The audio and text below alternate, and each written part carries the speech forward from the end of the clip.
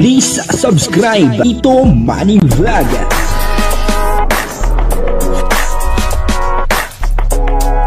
Payagan po si Tito Manny Vlog na mag-reactor para pambiling gamot sa kanya pong karamdaman. Wala man siyang records ng ng away. Ito po yung magkakaalaman kung kailan liligawan ni Kalingap Mikoy etong si Krista, kung anong edad ni Krista. Manliligaw etong si Kalingap Mikoy. Grabe, no? Kapanawarin po natin yung video at syempre bibigyan po natin yan ng konting reaction.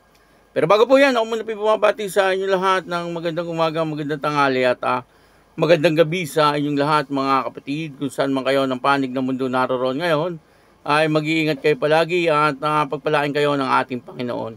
Maraming salamat din po sa patuloy na tumatangkilik sa aking YouTube channel at nanonood sa aking video reaction. Patuloy lang po natin suportahan sila Kuya Bal Santos Matubang, Kalingap Rob, at Edna Vlog, Jack Tapia, at yung mga kasamahan ko pong reactor sa Kalingap. Ganun din po yung mga charity vlogger na Kalingap partner. Ito po yung video na kung saan ay sinabi mismo ni Kalingap Mikoy kung kailan niya po liligawan etong si Krista. Abangan po natin yan kung kailan yan.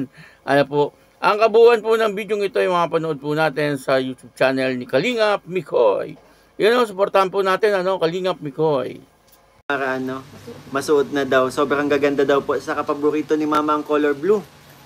Mama, pakita ka lang po. Ang daming Sana po.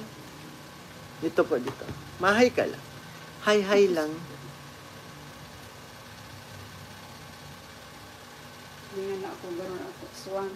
Hindi man. Kagaganda mo pa din. Da pa. Oo. Hain man. Hindi man ko nahihiling. Baka may foreigner pang magkagusto sa iyo pag nakita ka dito. Ayan, hello po. Hello po. Ayan mga.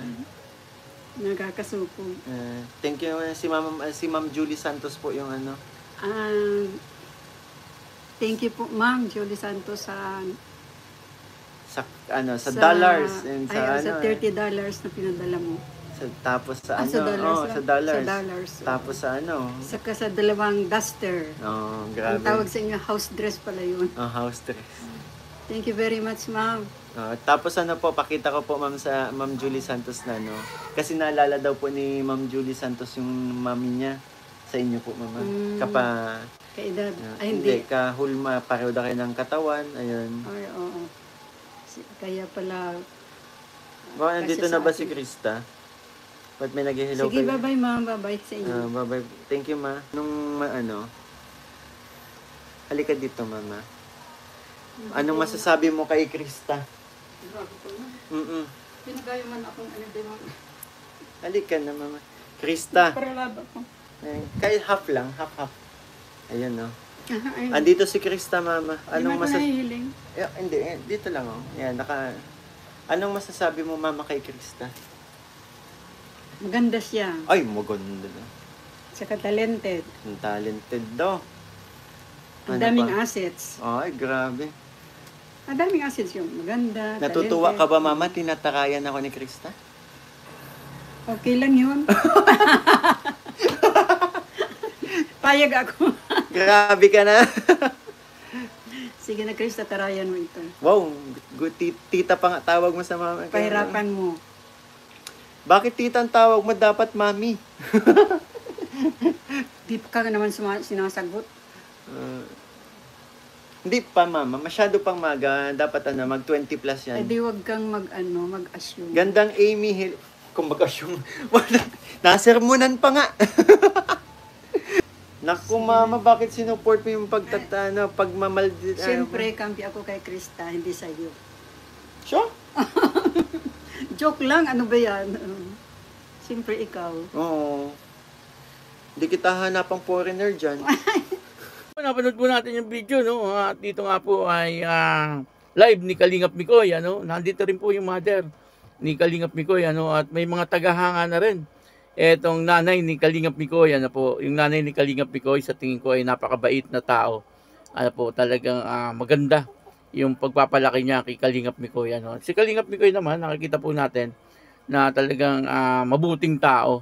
Etong si Kalingap Mikoy at napakabait din na tao etong si Kalingap Mikoy, ano po. At dito nga ay may sinabi etong si Kalingap Mikoy, ano, sabi niya ay pagdating daw po ng 20 years old sa kanya liligawan etong si Krista, ano. Sa ngayon nga naman, siyempre ay hindi pa po pwede, ano, kasi bata pa po talaga etong si Krista, no.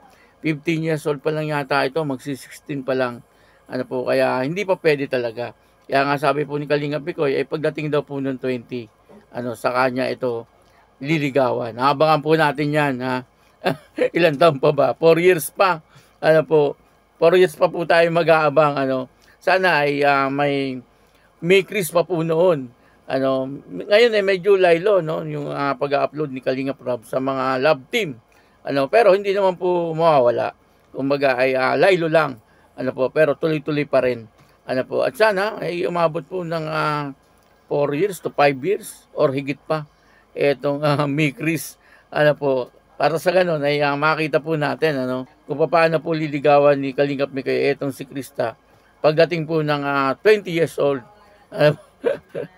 Nakakatuwa, ano po, kasi kitang-kita naman po natin na talagang etong dalawa ay komportable na po, ano, sa bawat isa, ano, bagamat malayo po ang agwat ni Kalingap Mikoy kay Krista, ay nakakapag-adjust po si Kalingap Mikoy, at si Krista naman ay makikita po natin na talagang matured na po siya. Kundi lang po nga natin alam yung edad ni Kalingap Mikoy, ay talagang masasabi po natin na silang dalawa ay bagay na bagay, ano po, halos parehas po yung kanilang ugali, no? May pagka makulit na may pagka malambing, ano po, yun po nakikita natin sa kanila, no? At pagdating po sa trabaho ay talagang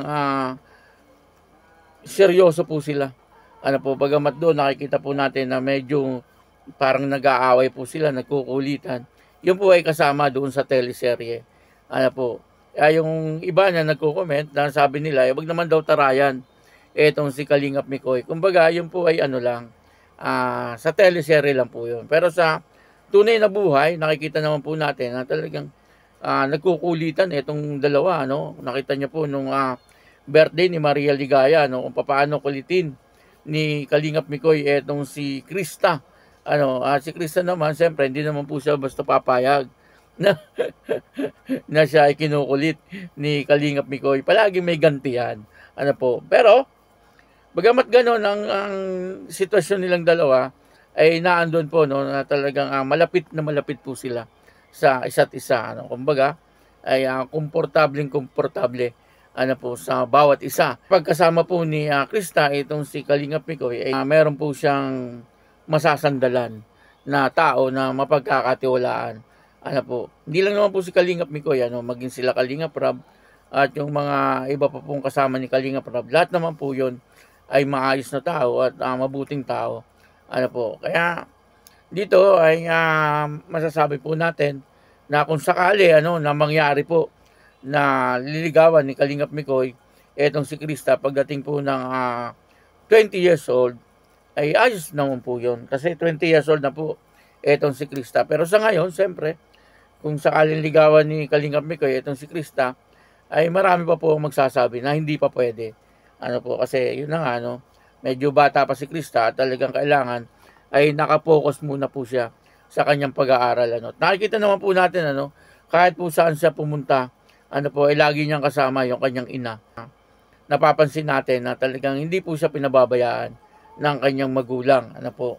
Yun po maganda, ano po, na talagang dapat talaga ay laging kasama niya itong kanyang ina, kasi may minor de edad pa po siya, ano po. Alam niyo naman, may marami po dyan mga mata, marami po dyan mga baser, ano po, na lagi pong ang paningin ay advance advance kung mag-isip, ano po. Hindi pa nangyayari, nangyari na sa kanila, ano. Buti sana kung yung iniisip nila ay yung maganda, ano, para po dun sa dalawa. Minsan yung iniisip nila ay mga pangit na bagay, ano po, na iniisip nila na mangyayari pero hindi naman mangyayari, mga ganon. Maraming salamat po sa inyong lahat. At ako po si Tito Manny Vlog na nagsasabing God bless you all. Diyos mabalos.